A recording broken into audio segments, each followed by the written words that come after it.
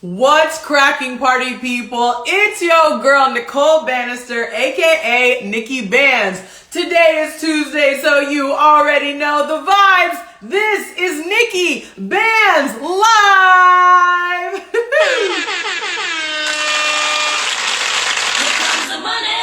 Here we go. Hello, hello, hello, and greetings from a sunny Southern California. I am coming to you live from Los Angeles, La La Land, Los Angeles, the city of angels. Yes, yes, yes, yes, yes. We love it here in LA, and I will be based here for the next couple of months.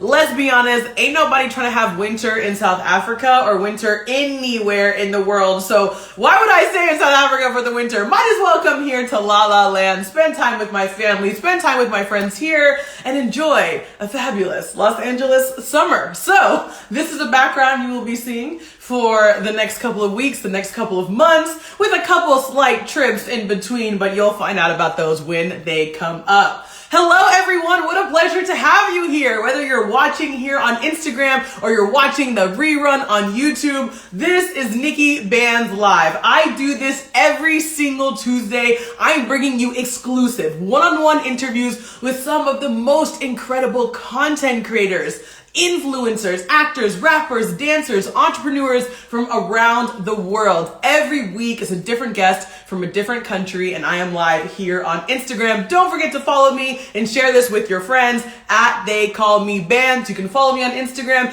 and don't forget to subscribe to my YouTube channel. Just type in Nicole Banister or Nikki Banz, and you will find me on YouTube. So yes, I am so excited, I have to say, for my guest today, because this is a dear, dear, dear friend of mine. Travis Bluemling is on the show today, and I am so stoked. There are so many fantastic things about this man. He is a content creator. He is an international jet setter. He is an entrepreneur. He is also a fitness expert.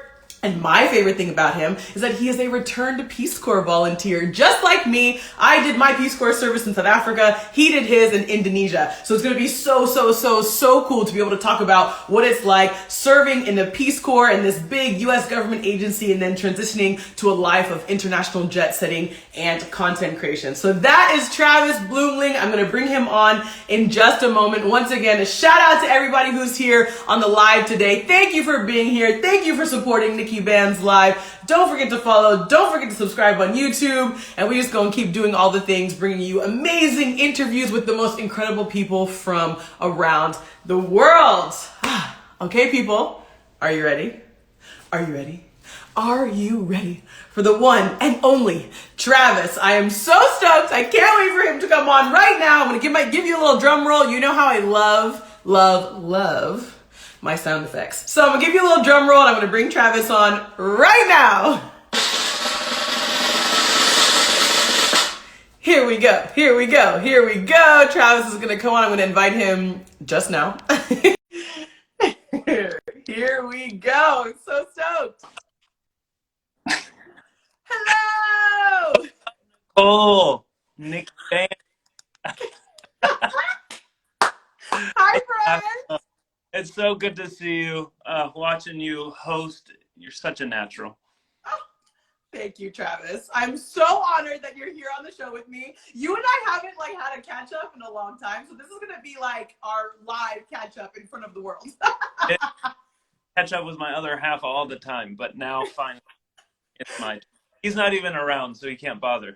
See, exactly. I have to say, this is super fun for me because you're here on the show, and like you said, your significant other, your partner, Ross Jennings, was also a guest on my show. So this is the first time I've had a couple on the show separately. Well, obviously, you each deserve your own shine, of course, but it's the first time I'm doing it. So you're a pioneer. And a fun fact, you are our first mutual friend. You are the first person Ross and I met as a couple. And that holds a special heart in our place in our hearts that can never be replaced. How cool is that? Oh my gosh, it's I am brimming with pride. That's the fun fact I also like to tell everyone about you and about Ross, which is just amazing. And so I always like to start off NIKKI BANZ Live by telling folks here on the live how I know my guests who are on the show. And so this is actually something really special. So it was kind of originally through the Peace Corps networks that you found me. So you were coming to South Africa in 2016, doing a really cool influencer trip, taking pictures around Cape Town. And you literally just like messaged me through the Peace Corps networks, and you were like, "Hey, I'm coming with this guy who's a bagpipe player, and another guy who takes pictures, and can we like crash at your place?" And I was like, "Yeah." Yeah, working with the Peace Corps as a diversity recruiter at the time, and of course, everyone around me did Peace Corps. So I was like, who knows someone in South Africa? And our mutual friend D was like, oh, I know this girl named Nicole who is extended a third year and she happens to be in Cape Town. I was like, what? What volunteer gets to do service in Cape Town? And lo and behold, it was you. And we crashed with you, I think, like 2 nights or something at the end of the trip. And yeah, it was my first influencer type of adventure. I had never done anything like that before because I was working for the government. So it was heck, my husband there too. So there you go. I know. All the things. Your first big influencer trip, meeting me, meeting your husband. This is a magical trip to Cape Town. Sure. It was wild. Oh my goodness. And I think even you just sharing that right now, like working for the government, now doing an influencer trip, it really just speaks to all the different sort of jobs and titles and things that you've done throughout your career, which is one of the things I really, really like about you. Like, it's really hard to kind of put you in a box or define who you are and what you do. And I think my first question for you, Travis, is going to be, when you meet somebody new, how do you even describe yourself? Like, what is your elevator pitch? Because you do so many things. Well, now it's a little bit more simplified. I'm a teacher. So that is a significantly easier thing to describe, although I teach at international schools, which for a lot of Americans, it's a bit confusing. For an expat kid like yourself and Ross, it's second nature. But yeah, I teach at an American international school. Well, I just finished my job and I saw some people here from Guatemala. I just finished my first stint in Guatemala at the American International School there. And the next coming up is going to be in July. We move to the Philippines. So right now I'm a teacher. The students that find me on Instagram question like, wait, why do you have followers? And that's a whole different type of conversation. Yeah. I love that. I love that. Okay, and yes, you are a teacher and you're a phenomenal teacher, and we need teachers like you in the world and on the global scale who really represent America well, right? We need good representatives of America outside of America. I see that in you. I see that in myself. 100%. Yeah, it's been incredible. I mean, talking about how we connected, it was all word of mouth, connecting with Dee and then meeting you. I mean, getting my job in Guatemala.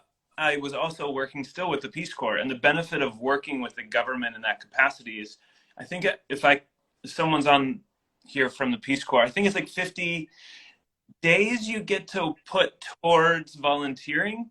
And so I used my time to come to Guatemala in 2017 to pair it up with Ross visiting Guatemala. So that visit, we visited the school I just finished teaching at without any teaching certificate. My only teaching experience was in the Peace Corps. And we walked away from that school in 2017 saying, you know, if I ever teach, I think I could teach here. And then fast forward a few years later, I was looking to work with young people again after traveling for 2 years. I started applying to jobs. Someone was like, hey, look at this job in Guatemala. We knew the folks there. Bada bing, bada boom. I landed there 2 days before the school year started. And within the year, I ended with a teaching license. So now I'm a teacher. Oh my goodness. And what a critical time for teachers, not just overseas, but in the United States as well, because there's so much, teachers have to deal with so much these days. I mean, we could go, I mean, all the things that teachers in the United States in particular are dealing with, we could go on a whole long list of some really, Yes. really hectic, really intense things that are happening. But maybe before we go down that road, I want people to know a little bit more about kind of how you got into teaching, how you got into the government, how you got into Peace Corps, because you've done a lot of very different and interesting things, right? There was kind of like Travis pre-Peace Corps and then Travis post-Peace Corps, which are like very different people. So talk to us about like high school, college, and then how you ended up getting into Peace Corps. All right, this is an hour show, I think. So let's see. So yeah, my dream was to play volleyball out west all my life. I'm the youngest of four. So when I finished high school in Pittsburgh, Pennsylvania, west, and I got to compete against some of the best volleyball players in the world. And although I absolutely loved it in California, where you are, you're not in the Valley, are you? No. No, I'm in Santa Monica right now. Okay. So yeah, I went to school in the Valley. Although I loved my volleyball career, I think if I pursued it hard enough, I could have gone and played pro overseas, but I chose not to. And instead, I moved to New York City. I tell people I did photography there, but I didn't. I tried the modeling thing. Yeah, you did. I mean, you're yes. gorgeous, Travis. Obviously, you were a model. But I moved there and I tried it out. I don't regret anything. I did it for a year, but I really missed. I really wanted to travel. All my life was sports. I never left the United States. And so I don't remember who said it, but someone suggested Teach for America, excuse me, or Peace Corps. And so I put my name into both of those hats. Who knew what was going to happen? And so I decided to move to Florida, where my parents had retired, to pay off all my student debt / all my New York City debt for making no money for a year. And I didn't get Teach for America, which was a blessing, although I was crushed. And I got a call from Peace Corps saying, hey, do you want to be a health volunteer in Sierra Leone? And I said, yes, please. And typically, for those people who are watching, it takes about 6 months from the day you find out to the day you leave for country. So I had 6 months to save as much money as I could. I was doing research about Sierra Leone, anything and everything I could read. And then about a month later, I got a call from Peace Corps, which is never a good sign, getting a call from them, because you're like, oh, what did I forget? And they said, hey, do you want to go to Indonesia instead and help start the country after its closure in 1964? But by the way, you leave in a month. And so I Googled Indonesia, where the heck was it? And I said, why not? So I went to Indonesia, taught English in a rural school. Come to find out, we were rushed there because President Obama was going to be there. Unfortunately, he didn't show up because of, well, he was the president at the time. And he showed up in year 2, which we actually got to meet him. And I'll drop the mic right there. I know. I don't think I knew that. I feel like I didn't know that. That's amazing. Yeah, Hillary Clinton was supposedly to swear us in during service, but she wasn't able to be there. Darn it. Wow. But Obama was. We didn't get to meet Michelle, although I think my friend Nisha is in here, who I did Peace Corps with, and she was wearing her Obama heels, make her very tall to stand next to Michelle, but she was sick and went to Malaysia. But you know what? We still got to meet the president. So that was mind-blowing and probably the best experience of my entire life. I don't know you, but Peace Corps truly, it came at a perfect time in my life, and I couldn't have thanked anyone more. So anyway, wrapped up Peace Corps, moved to Chicago, where I've never been before, to get a master's in international youth development. Loved it, but by the end of my master's, I was so burnt out. And so I just got to have fun for a little while and explore my identity in Chicago, and eventually landed on a job with the Peace Corps as a diversity recruiter. So got to do that, and then met Ross. I'm speeding through a lot, but met Ross, decided to quit my government job, although my parents were so nervous. And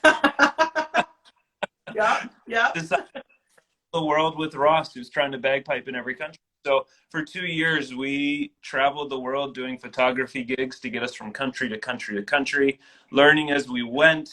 I mean, honestly, we had no idea what we were doing, but no one knew that. We tried not to make it obvious. And 2 years, I really missed working with kids. And so that's Mm. the teaching world and landed the job in Guatemala. I'm sure I missed a few bits, but I don't want to drag on too long.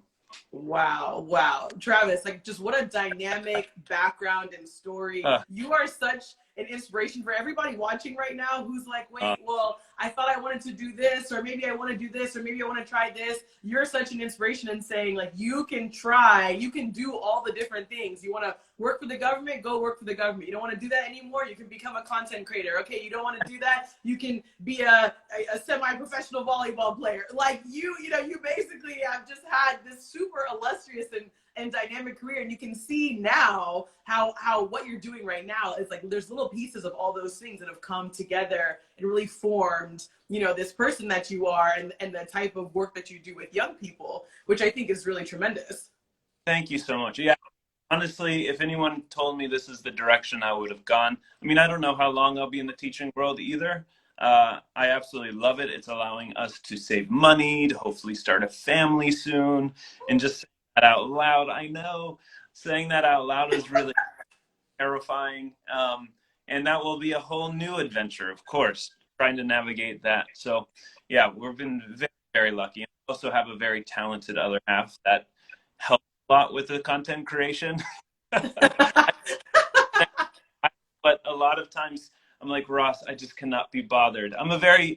Although I come across as an extrovert, I'm very keeping cards close to me. Unless you're a friend, I'll tell you anything. And so, yeah, posting live and all the time, you know, I grew up in an era where that didn't exist yet. And so it's still new to me.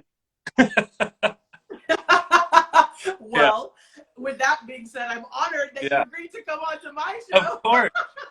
Anything for you. Anything for you. Oh my God. Same goes for you. Literally Thank anything for you. Shout out to Dee, who originally connected us. Shout out to all Ross, day. who Uh, who we love and we're so connected to now.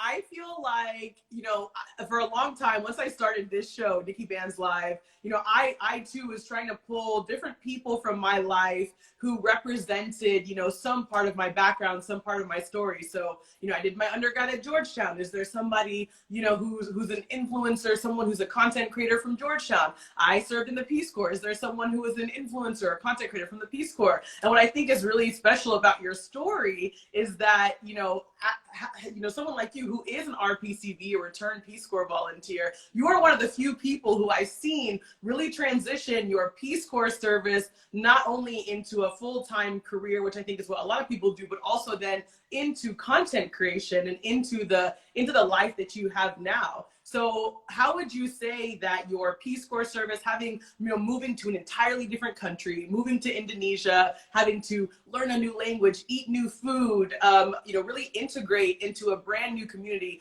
how has that served you now, not only in your content creation journey, but also in the work that you do now with young people? yeah, you know, when I did Peace Corps, sound old just saying that, but smartphones didn't exist, you know, and Instagram didn't exist. And Yeah. that's weird to me to say. I remember seeing my first iPhone. A parent came over to visit us, and we sat at the iPhone and swiped, and we're like, what? We couldn't believe it could take a picture. I know that sounds ridiculous, but I got my news through Twitter, like text messages on those Mm. unbreakable phones that had a flashlight. I mean, that was a lifesaver. So the idea to come back into the United States with a smartphone and then Instagram and figuring that whole thing out. I mean, I didn't take it seriously until I started modeling after Peace Corps. The agent said, hey, you need 10,000 followers. I mean, nowadays, like 100,000 followers, but 10,000 followers to really get up there. And I was like, what does that even mean? 10,000 followers? Like, who on earth is going to follow? Yeah, it's just like, what do you put? I can't take a picture of the street anymore. Right. Yeah. And so, I mean, I'll be honest, I did a lot of thirst traps. I'm still exploring my sexuality and Yes.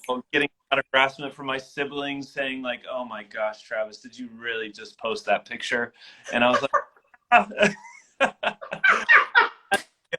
As we moved forward with that, and I met Ross and got to travel. To come back to your question, I think it's definitely shifted. I mean, if you look at my Instagram, it's a lot of pictures of myself, of course. And initially, I wanted to highlight different people that I've gotten to meet traveling.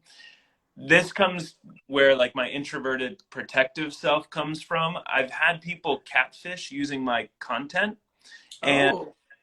completely shifted the perspective of how I share and what I share, because the more information they get and the images they're using have other faces to it. For me, Mm. it makes me a little more hesitant to share more about myself. Like the individuals I met in Peace Corps, my host family, as I'm sure with you, are my family. And some of my Right. students taught in Peace Corps now have families. They are my family. But it gets me a little nervous sometimes to share, because one of the images that was used for Catfish was my nieces and nephew and me. Mm. And it was a kid from my high school who did it. So he knew more information about me than most people. And I was like, oh, it shifted my perspective of just like what to share, how to share it, who's going to be in the arena with me. I'm trying to tie this with traveling. I want to show very authentic experiences and relationships. And so for me and Ross, I think the first thing we do is try to create those relationships and without a Mm. camera in front of them, because I think that could really take away meaningful conversations and experiences and cultural exchanges that we could have. And then from there, we see what we can do. I hope that answers the question. I think that was a very long circle around to a point. Well, it definitely answered my question. And I think it also just goes to show that, you know, as much as you see like these incredible photos and high quality pictures and these, you know, experiences of traveling around the world, it's not all as glamorous, you know, behind the scenes as it is to us, you know, your fans, your followers. Sometimes we're just like, wow, like look at this gorgeous shot of you and these like alpacas, you know, like we just Oh my gosh, that was true. And like 2 minutes later, we saw the clouds coming, and I was like, Ross, can we just put your kilt on, get your bagpipes out? Come on, like get it on. And like he got very good at quickly getting dressed. And I was like, before you do, the way it works for our Instagram, and sorry for the spoilers for people, is give it to us. I do a lot of Ross's pictures, and I'm by no means a professional photographer, not at all. However, what he typically does is he makes me get the photo first, how he wants it, and he says, "Look at this. This is what I want." And then I stand there and just like copy what he did of me. I've gained a little bit more confidence now, where I know like, okay, you need to do this or do that. But Right. oftentimes it's a very like hurry, hurry, hurry, hurry type of situation. And then yeah, there's definitely places in the world where we visited because of that Instagram photo that we've seen. And then you arrive and you're like, wow, they're really good at Photoshop. Yeah. Like, oh my gosh. Like, our Well, fire wasn't there. This tree wasn't there. That bird didn't exist. That light post didn't exist. Yeah, it's fascinating how people are able to doctor it and change your perspective. But if you know, it gets us there. So I suppose that's a good thing. yes, yes, yes. Well, I mean, that's Instagram for you, right? Like you see these Uh, stunning shots and you're like, okay, well, what angle was that taken at? What was added in? What was not? But it uh, sounds like you and Ross have just like a beautiful Insta Bay like relationship.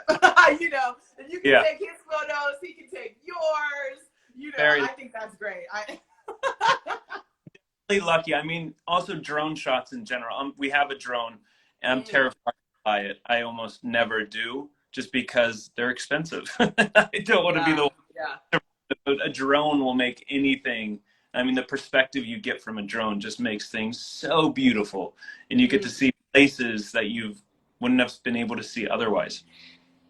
So incredible. And I think you talking about the drone is reminding me to share with folks here that you're also, you know, an entrepreneur, right? You're describing yourself as a teacher now. And yes, you are a teacher, you do work with young people, but you have launched like a number of businesses, especially traveling around with Ross. You have your travel tour company. You have Yeah. brew cans. You were making these amazing copper bracelets at some point. You produce Yeah. bags. Like, talk to us about your entrepreneurial pursuits and kind of how that's tied into the content creation, because it seems like it's been a great way for you to make money and fund your travels. It's through like the businesses that you've started. Yeah, so we started Brecken's a while ago.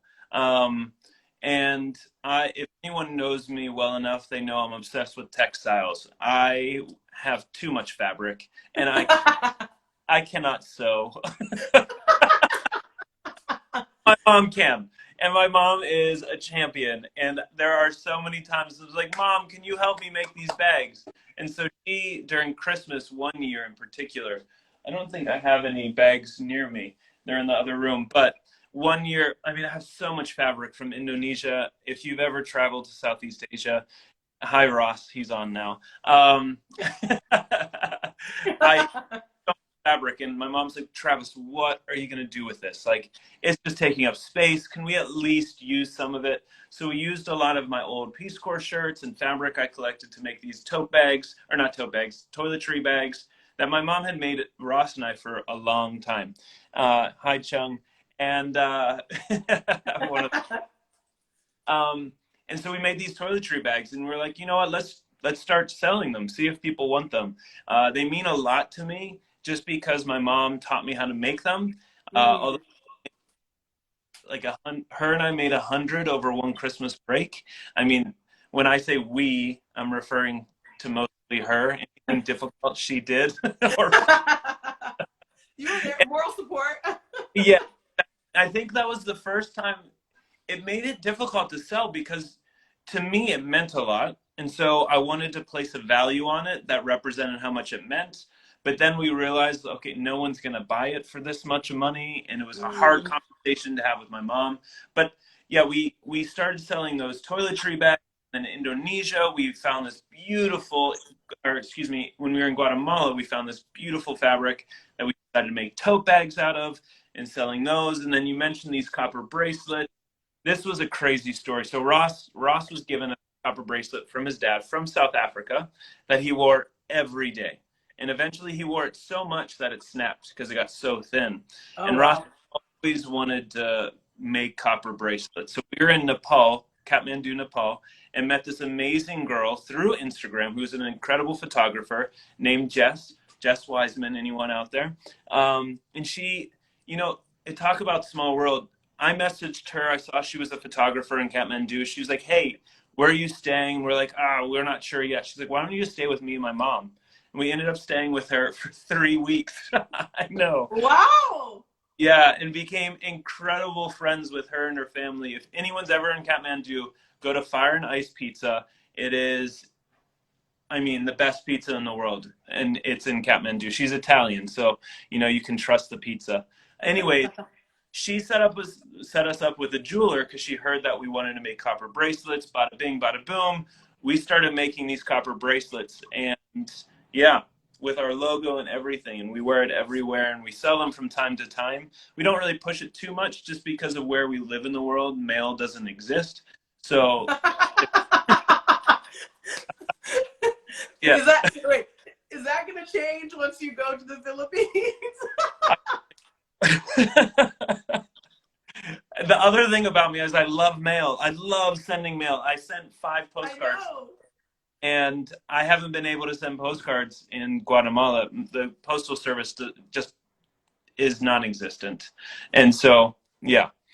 And I'm sure you know that. I don't know about South Africa, but it's basically the same in South Africa. Honestly, all the time, I always think about sending you and Ross a message being like, what's your address? I want to send you a postcard because I too love postcards. And then I'm like, and I see you saying, no, Guatemala post office doesn't exist. And then I'm like, yeah, if I send something from South Africa, it's probably never even going to leave the country. So yeah, no. Yeah. I remember it's a funny story. We had a Guatemalan friend going to the United States. She's like, hey, do you have anything you want me to mail? And I was like, oh, yes, please. Could you send, of course, fabric to my mom? Because I wanted her to start working on stuff. And Lo and behold, she tried to, good on her. I was very appreciative. She tried to mail it, but had never mailed anything before. And it took 6 months. And Oh it sent to my brother's address because that was the return address I put on it. But it got sent to my brother's address 6 months later because it was a package, but she went and got like letter stamps and put 6 stamps on it and then put it in the mailbox. And I was like, oh, that's not how you do it. But okay, but honestly, how do people in the United States even know how to mail things anymore? People don't mail. People don't use the Uh, post office unless they're getting like, packages from Amazon uh, delivered, which is like that, basically couriered. write a letter or I write a know. postcard. It is one I of the know. coolest things to get. I mean, I got back here. Our really good friend Krista always postcards to Scotland, even though we're not here. That's where I am right now in Edinburgh. To come back to a postcard from Krista that she wrote 6 months ago, I'm like, Oh, I know. I have uh-huh. to say, I'm part of this thing. I don't even know if you know this about me, but I'm part of this company called Post Crossing. And it's No. literally an online community of people who send postcards. So literally you just like put your address into a system and it's all encrypted, and then you send like 3-4 postcards to different people around the world. Once they receive them, there's a tracking number, they register it, and then you receive 3-4 postcards from other random people around the world. And they have like, No yes, way. yes, yes. And they have hundreds of thousands of people around the world. I definitely think I'm the youngest person and perhaps the only Black person in this whole thing, but I love it. And I get postcards from all over the world. So that's Post Crossing for all the snail mail fans out there. And get back. Yeah, exactly. Exactly. You can help Oh, add some cool. youth into the community if you decide to Oh, join. young Nicole, thank you. we're both millennials here, we're both millennials. I'm on the cut. Yes. Well, So I'm going to be doing that after this. yeah, see, there you go. See, and this is why we love these lives. You get to learn new things about each other. Just get to chat about all the things. And I Yes. feel like you sharing these stories about like just all these different experiences. Even in the last 5 minutes of you talking, you've mentioned Nepal, you've mentioned Guatemala, you've mentioned the U.S. It's so incredible that you've been able to have all of these international experiences. What would you say to someone from the United States? Because we know that the majority of people in the United States don't even have passports, right? So what would you say to somebody in the United States who's on the fence about traveling overseas or even perhaps moving and living overseas? Oh, goodness. I mean, so much has changed. When I first left the United States, I was 25. And that was before Peace Corps. I had applied, I had accepted going, and I was like, oh my gosh, I should leave the United States to make sure I even want to do something like that. And for Yeah. me, the easiest and most affordable option was Europe. I mean, of course, Western Europe is very different than where you're sent in Peace Corps, but it was an opportunity for me to leave the United States. And I honestly did not have much money at all. So for 2 months, I traveled around Europe, again, before a smartphone, and I slept on the street nearly every single night for 2 months. I would never recommend it. It was exhausting. I am 6'4", white guy, quite big. So I understand the privilege of being able to do that safely. I never had any issues. I stayed in only 2 hostels. One was in San Sebastian, Spain, and another was in Rome, which was a month in. And yeah, that was my first experience. So if someone in the United States who wants to travel is nervous, especially with COVID now, one is it might be the first place I went was the Netherlands. That's where I landed, and I think that was I wasn't thinking about it, but it was a great location because so many people spoke English.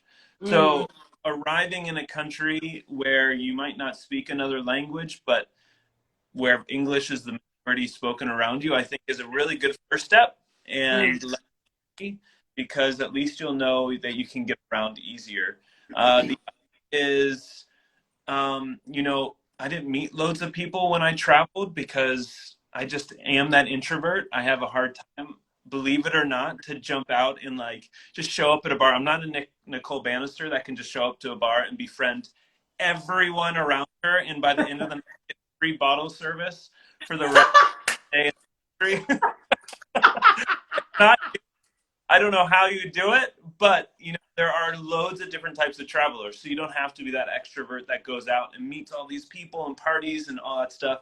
You can be that extrovert and enjoy on your own. The other is don't be afraid. I mean, now that COVID and post-COVID, don't be afraid. You to not or to wear a mask, I think, is that awkwardness in Guatemala. It's still highly encouraged to wear them. And so coming here, I had my mask on all the time outside, and I'd slowly starting to take it off, but also putting it on, and no one really cares. No one's watching. So I would say those are some of the first things is number one, if you're really, really nervous, find that country that English is the majority spoken, where you feel a little bit more comfortable, and then start from there. That's excellent advice. And I think that's just like the easiest way to take it, you know, just take that leap of faith and go to a place that's going to feel familiar, you know, to match that language that you speak, or, you know, a place that maybe has easy transportation or has transportation that you're used to, right? Go to a country that has Uber, right? You know, like, and I think like finding those similarities, I think that's a really great way to start so that you can, you know, build up to other countries and other cities that are perhaps much more different and much more difficult than what you're used to get around or to engage with new people. Yeah, and I mean, you go to Canada is very close. You know, that isn't a distance away. I would say, I mean, for me, I like to jump into things. So I think it was best for me personally just to jump into a place like Indonesia, where I had never been anywhere in Asia before. And it really just pushed me the way I needed to be pushed. But it opens up for that. So take it easy and don't feel pressure. I mean, plan it out. There's so many blogs, which is almost intimidating. But there's blogs, so many Instagrams, so many people sharing their experiences. The other part is, for me, now that I have a credit card, is points. Ross, if he's still on here, he's Ross got a credit card for points, and I was like, Ross, terrible decision. Now I'm obsessed with it. All is points. Yes. Yo. Find a deal. We could talk about credit card points for the rest of your 20 minutes, 25 minutes on this interview. I have the Chase Sapphire Preferred card, and it has changed my life. When I tell you that, like, big international trips that I take around the world are covered for by points, it is not a lie. There are so many ways to have a credit card. And this is, I mean, I think this is kind of more for people who are coming from the United States. I know there's some other countries. I think the UK is starting to get more. I'm looking at Ross. He's like, oh my God, here we go. Like, there are some countries that are getting more hip to credit card points, but truly, if you can get a credit card that has points on it, every time you buy your groceries, every time you take your Uber or Lyft ride or wherever, that it gets you points, that is such a phenomenal way to travel and to like cut down travel costs. Facts. Yeah. I know Ross is laughing. I have a hard time even wanting to share my points with him now, because we have points, use them. And I was like, but I want to save them. And he's like, what's the point of having points if you're not going to use them? Like, oh, but not yet.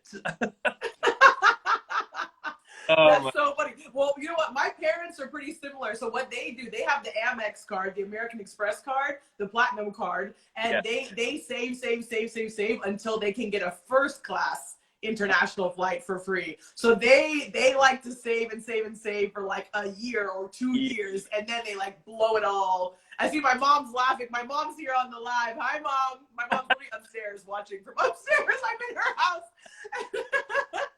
And so I mean, now that we're going to be in the Philippines, I mean, we don't fly business class. I mean, come on. And so the idea of doing it, yes, please. Our next destination we really want to go to is Socotra, Yemen. Socotra? I don't know about it. Google it, or I'll send you their Instagram. I mean, it is unworldly, and so our hope is to use some of those points for that flight up this year, hopefully. I mean, Ross has to get to Yemen, shucks, and Socotra has been very safe and removed from everything happening in the country, and it's gorgeous. Ooh, okay, I'm gonna have to put that on my list for sure. For sure. So I'm going to pivot this conversation a little bit. And we've been talking about travel. We've been talking about, youth engagement. We've been talking about your entrepreneurial prowess. And I would be totally remiss if I didn't acknowledge the fact that we are currently, at least in the United States, in the middle of Pride Month.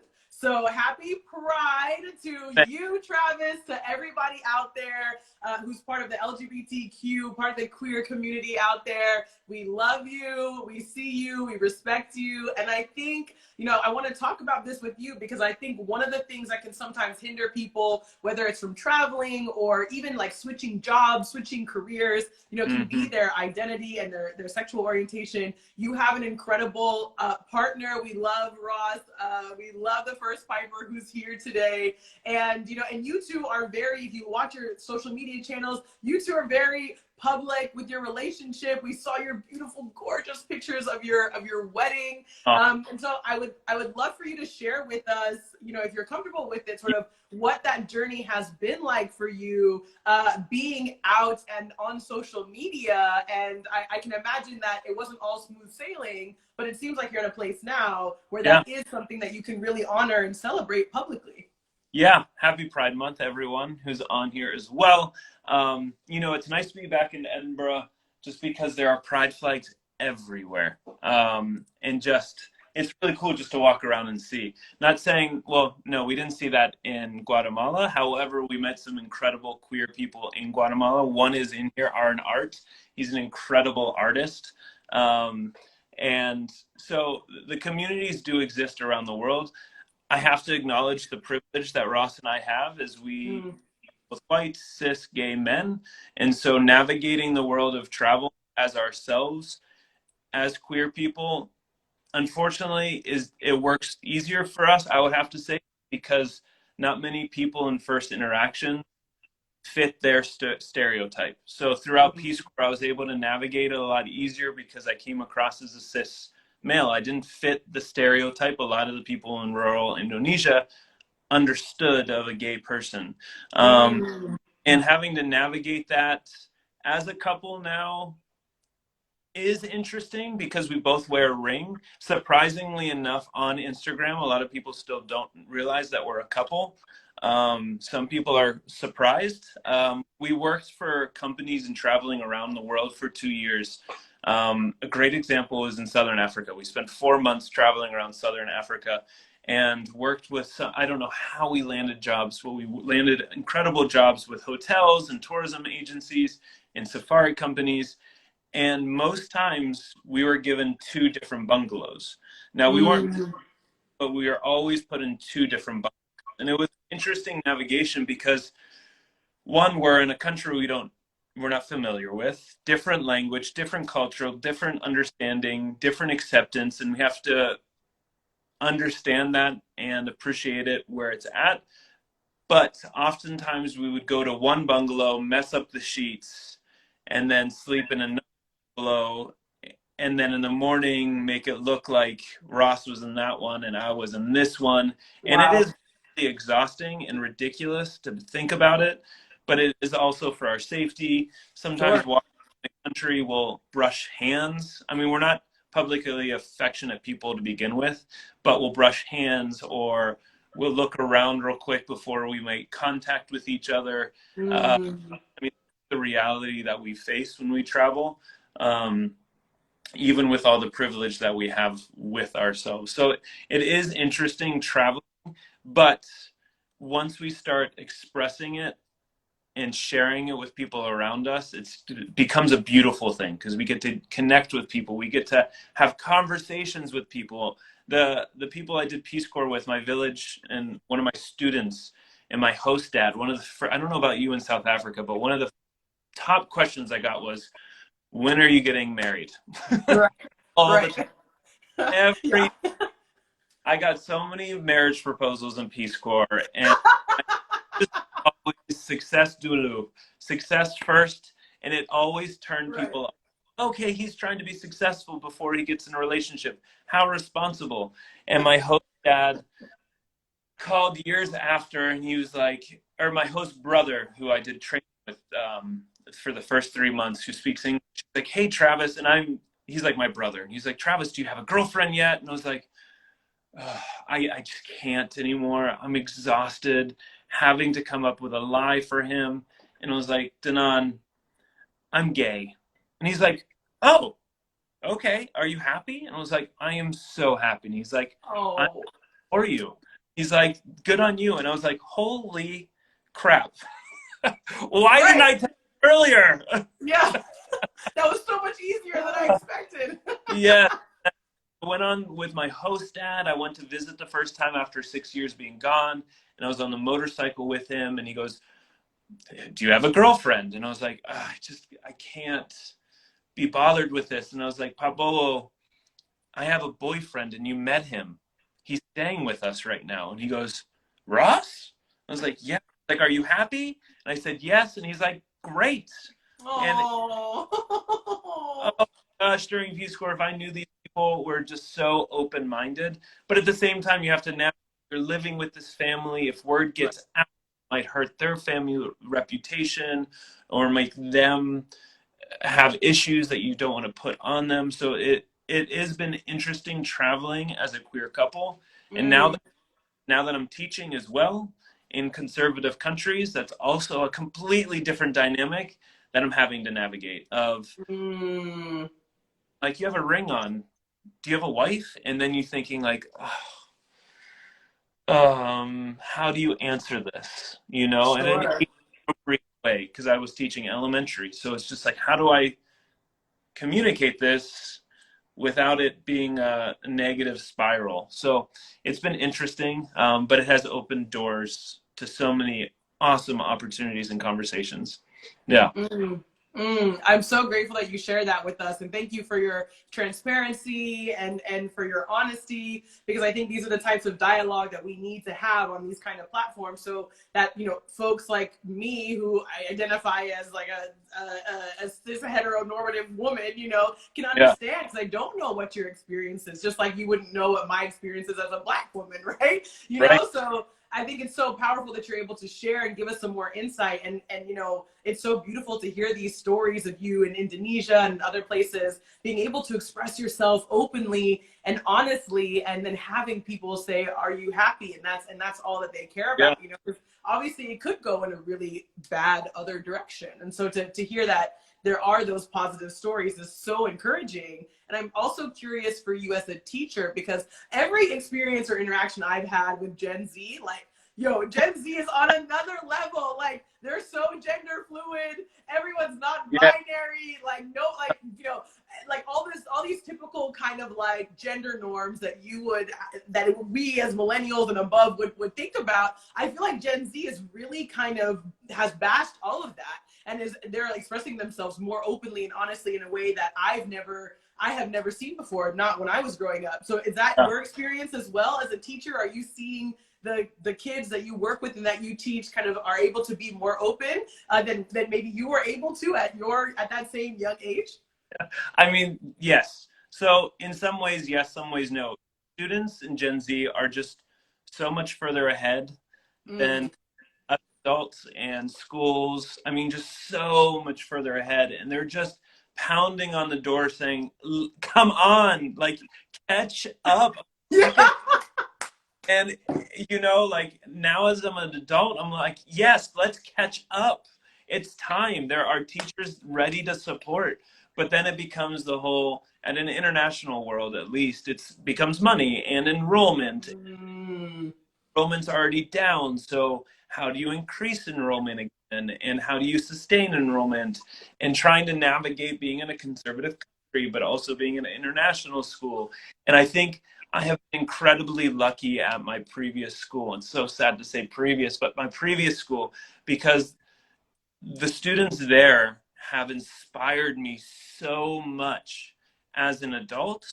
And I'm like, gosh, if I were that brave at that age, who knows where I would be? There's one in particular, I don't know if they're here or not, but the things they've had to go through sucks, to be honest. Wow. Mm. And because of them, we've been able to start a group at our school called the DEIR group, because the GSA, Gay Straight Alliance, is too much, unfortunately.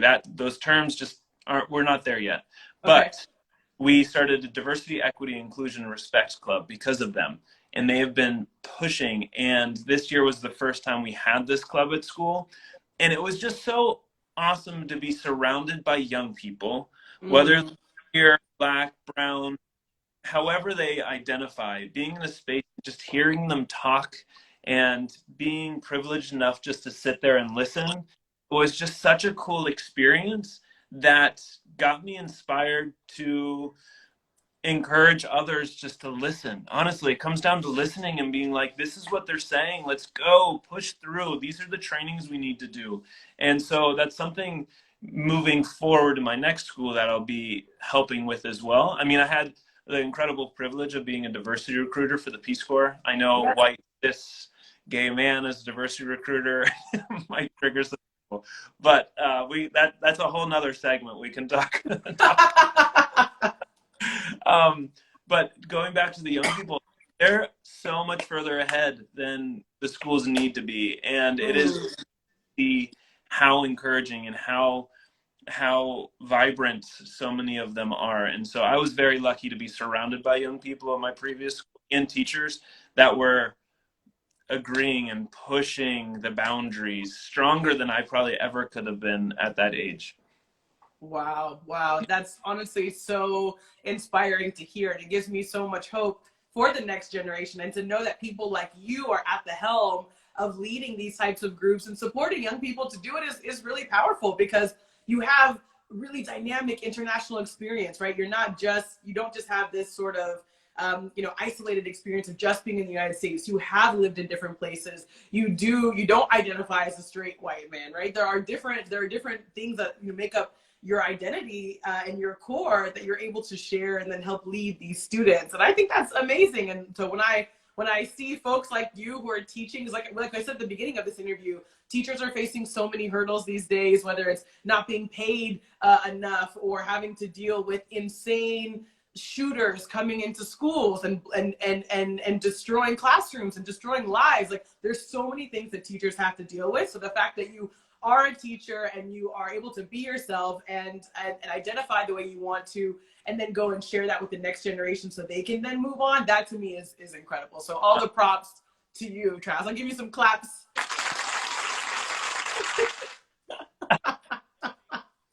Shameless plug. A plug for an incredible, if there's any people on this, and if you haven't heard of this camp, it's called Brave Trail. I don't know if you've ever heard of it, Nicole, but it's a queer summer camp for youth, Brave Trails. It is, oh my gosh, such a cool camp. Camp is just about to kick off.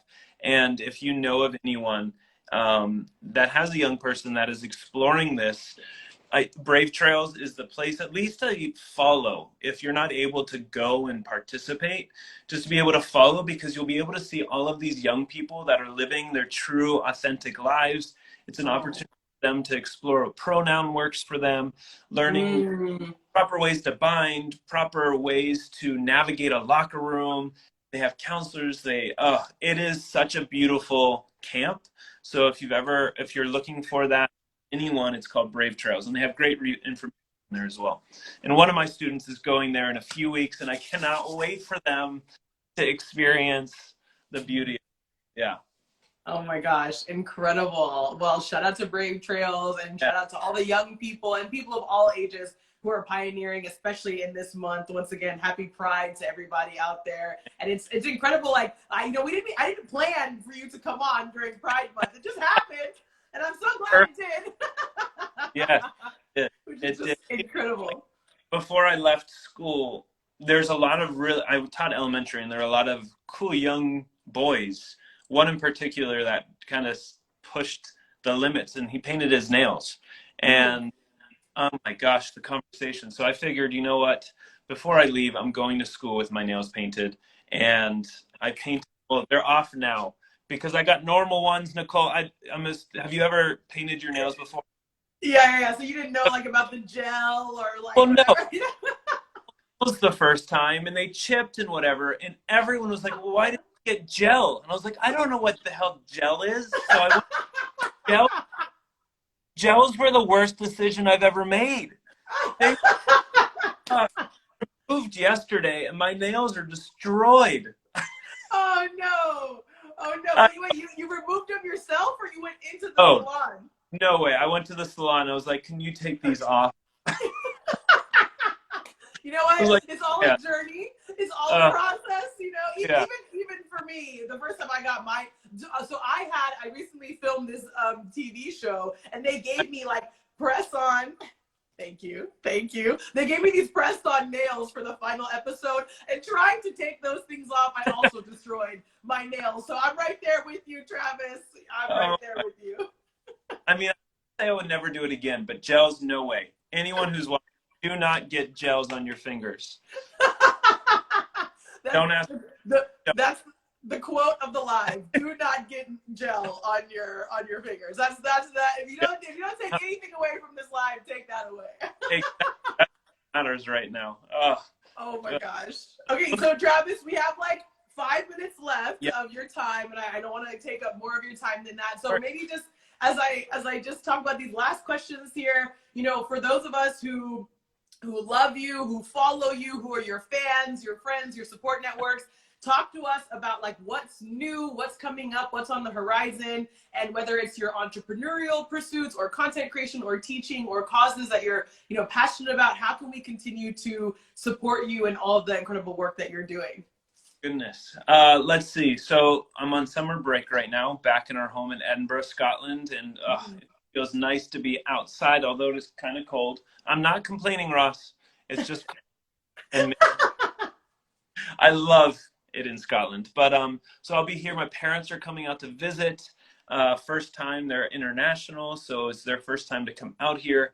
They're going to meet Ross's family, and it's just so heartwarming to hear the questions they're asking, and just on the phone with them saying, do we do that? Do we do this? And then Ross's parents just like, wait, what do we do when we your parents? Are they going to want to eat our food? Are they going to? Yeah, it's just so cool to watch them navigate that. So they're coming out here, and then in late July, I start my next job in the Philippines. So I'll be teaching out there in a middle school position, and I'm super, super excited about that. The last time I was in Philippines, I was visiting my old Peace Corps colleague, Rock. Him and his wife were doing Peace Corps out there, so we went to visit. So that's what's coming. Oh my gosh, incredible. Well, we're so excited for you for this big move that's coming up. Congratulations on the transition from a school in South America to a school in Asia. That's a huge jump. So we're going to be so excited to see some of that new content and things you're posting from being on that side of the world. Once again, a return to home for you. You've lived in Southeast Asia before, so that's really, really cool. Amazing. And for those of you, if you haven't followed Travis yet on Instagram, at Travis Bluemling, Bluemling. If you go to the top of your screen here, click on the arrow at the top. You can click on that. On my name, I was like, that was impressive. Okay. I do lots of research on my guests on the show. Gotta make sure I got everything, down pat. I'm a professional. So yes, make sure you're following Travis and all the incredible work that you're doing. And honestly, it's just so lovely to catch up with you and to talk to you. And you really do have all these really incredible different facets of what you've done in your career. So it is like, even for someone like me who has the same sort of Peace Corps background, someone who's lived at international schools before and lived overseas, to see you doing that and moving to all these different places and doing it with finesse and flair and a big Instagram following. I just love it. I just love you, Travis. Sorry, Ross. I love him. Well, I'm so thankful that the stars aligned in South Africa, eight years ago? 8 years ago that we got to meet you. I know. And we've only seen each other, twice in person? Zambia, and the other was in South Africa. Yes. And so I saw your hubby in Dubai recently, which was great, but you and I need another in person soon. Maybe I'm just gonna come to the Philippines. I might just come, I'll just invite myself. Spare room. We got a spare room. It's all yours. Thank you. Any final words, any final thoughts here on NIKKI BANZ Live before we wrap? Everyone, if you're not already following NIKKI BANZ, follow her. She's incredible, incredibly incisive, so friendly. I've never seen someone work so hard. I see you, and then I saw a person join Munya Chihuahua. I think between the two of you, I don't think I've ever seen two people, alongside Ross, of course, work so hard on the things they're so passionate about. So if anything, you are incredibly inspirational, and I cannot wait to see where you go. And congratulations with the hosting of the new show. Thank Yeah. you. Thank Well, you. Honestly, it's been such a joy having you on. I will post this on YouTube. I'll post it on Instagram so that all of you can watch it again and again and again. But thank you to those of us who joined us here on the live. Once again, follow me on Instagram at They Call Me Banz. Follow Travis at Travis Bluemling. And keep going out into the world, being your most authentic self and sharing all of this beautiful energy with the world. Thank you, Travis. I love you, boo. love you too. Thank you so much. All right. Until next time, everybody, this is NIKKI BANZ Live. We'll see you next Tuesday. Bye.